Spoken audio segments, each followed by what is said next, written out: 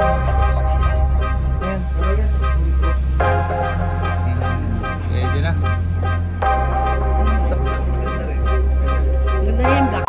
Ito nga si Cholo at kinukutuhan nga ni Papa. Sabi nga ni Papa dito ay wala namang kuto pero kamot daw ng kamot. At ito nga, sobrang ganda ng katawan ni Cholo at napakataba. Dito nga pala ako kila Papa dahil ipapalit ko yung Montero ko sa Montero niya. Iiwan mo na dito si Choco at gagamitin natin yung Montero ni Papa para ipaayos. Nung nandito na nga kami sa bandang Alicia ay sobrang gutom ko na at dami nga nakapila sa drive-thru kaya hindi na kami umabot. Sobrang gutom na nga daw yung anak ko kaya inabot ko na lang dito sa Santiago. Iiwanan ko na nga sila dito sa Robinson bago ko pumunta kay Paps Alvin. Di nga namin alam kung saan kami kakain sobrang kapal pala ng tao dito sa food court nila kaya napakakapal at hindi rin kami makapila. Kaya buti na lang may natapos din na kumain at nakakuha na yung misis ko ng upuan namin. Ito nga napakarami nilang ulam, sobrang gutom na namin. Kumain na nga kami saglit bago ako magpagawa ng sasakyan. Kain po muna tayo. Ito nga ay binubudol-budol na ako ng anak ko kaya binigay ko na nga yung ATM sa kanila at baka magkulang yung dala nila. Dahil ako naman ay magpapagawa na nga ng sasakyan. Eto umalis na muna ako at grabe ang kapal talaga dito ng tao sa Robinson. Talagang wala kami makainan, lalong-lalo na sa inasal. Mamaya-maya nga lang ay umalis na tayo para pumasyal at magpagawa na kay Paps Alvin. Sabi tirik na tirik yung araw at sobrang init. Glit ko lang iniwan yung sakyan ay sobrang init na sa loob. Ito nga ay naka-change oil naman na itong sasakyan natin. Punta natin kay Paps Alvin para palitan ng mga original parts tulad na air filter, cabin filter, lalo na yung fuel filter dahil alam ko napakarumi at hindi pa nagpalit. At yun na nga nakasabayan ko si Casper at si Mrs. nga ni Paps Alvin daw yung nagmamaneho. Dating ko nga dito kay Paps Alvin ay nagkakalikot siya ng turbo ng Toyota. Ito na nga yung mga chinat ko ay niready niya na nga daw. Pangaba kung ano yung ilalagay ko sa Montero ko. Gusto ko rin ni Papa ay meron din siya. Kaya ito, palitan na natin yung mga hindi pa natin napalitan noong nakaraang PMS. Ito nga ay pinapakita ni Paps Alvin yung big brake kit. Ang binili niya kay Casper. Talagang pricey pero maganda. At nung binuksan nga yung fuel filter natin, naku po, grabe ang kapal ng dumi. Solid turbo diesel pang ginagamit namin dito. Straight, hindi kami nag-ordinary. Pero siyempre, diesel at diesel pa rin. Buti na lang ay pinapalitan na natin. Grabe ang dumi niyan. At ito nga kung makikita nyo, ito lang naman yung bagong fuel filter. Kaya lagi rin kayo magche-check pagdating sa fuel filter. Kaya buti na lang makalikot tayo at naagapan na rin natin. Sobrang dami ko kasing ginawa kay Choco ay hindi ko na nagyan ng pansin dahil daily use lang naman ginagamit nila mother ko to. Ikot-ikot lang ng city at bihira na namin ilong drive. Kapag magpapa-PMS kayo, isabay nyo na rin palitan yan. Kung nga, isinabay na rin namin palitan yung air filter dahil napakarumi na nga at disposable din yung nakakabit. Hindi siya original kaya kinabitan na nga namin ng original. Nagpagawa nga ng ilaw kay Paps Alvin at nakilala tayong vlogger kaya maraming salamat kay sir dahil nakapagkwentuhan kami at napakababait nila. Dahil lagi rin daw sila nanonood ng vlog natin. Maraming salamat sa inyo mga boss. Napaka-solid ng solid supporters natin. Lagi nga rin daw nila tayong pinapanood pagdating sa sasakyan. Alang kilala na nga rin nila si Tisoy. Mamaya-maya pa kinabitan na nga rin natin ng cabin filter. At syempre, pinagaya na rin natin yung signal light na pinagawa natin kay Choco dito sa puti para parehas sa parehas. Maraming salamat Paps Alvin. At pagbalik ko nga dito sa Robinson ay nagsukat na at nakapili na nga yung asawa ko sa mga bibili naming damit. Nasukat niya na nga ng pinasukat sa akin. Sa totoo lang, nagagastusan talaga ako pag mag-aanak ako ng binyag. Pero blessing yan at ang daming kumukuha sa atin na magninong. Pakarami ko nga ang sinuot. Hindi ko alam dahil sa laki na ng tiyan ko na puro double XL ang kinuha ko. Pakahirap mamili sa laki ng katawan natin. At ito nga nakita ko yung peso sign. Yung t-shirt na natipuan ko. Ito nga ay pati pantalon ay kumuha na rin ako dahil nakang-sale nga daw sila. Kaya nagsisukat-sukat na nga tayo. Grabe na nga ang lapad natin at di ko akalain na tataba ako ng ganito. Size 38 na nga ang bewang ko. Talagang saktong-sakto na nga yung 38 na yon.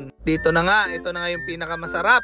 Yung pumikit ka na lang dahil sa babayaran mong 5,196. Aray ko po. Isis na nga nagbayad dyan at ito na nga ang anak ko ay napakarami na namang binili. Sinabi ko buhatin niya yan dahil ang dami niya rin daw pinagkukuha. Ito nga sa claw machine ay naglaro pa sila, may pahabol pa bago umuwi. Pakagaling nga nung anak ko at nakakuha, hindi ko na videohan. Pinanis niya nga daw si mami niya dahil hindi siya makakuha. Talagang itong batang to, pakagaling maglaro. Bago nga kami umuwi ay tumawag si Papa para bumili ng bibing kinitan. Makasarap at paborito ko rin ito. Talagang si Papa kung anong gagawin ko kay Choco ay gagayahin niya rin dito sa Montero naming puti. Talaga napakahirap ng parehas ang sasakyan dahil kung ano ilalagay ko ay ilalagay ko rin dapat dito sa sasakyan niya. Na nga at palabas na tayo ng Robinson, napaka-traffic na. Sobrang haba na nga rin ng traffic. Tapos na naman ang maghapon. So yun, hanggang dito na natin video. Maraming salamat.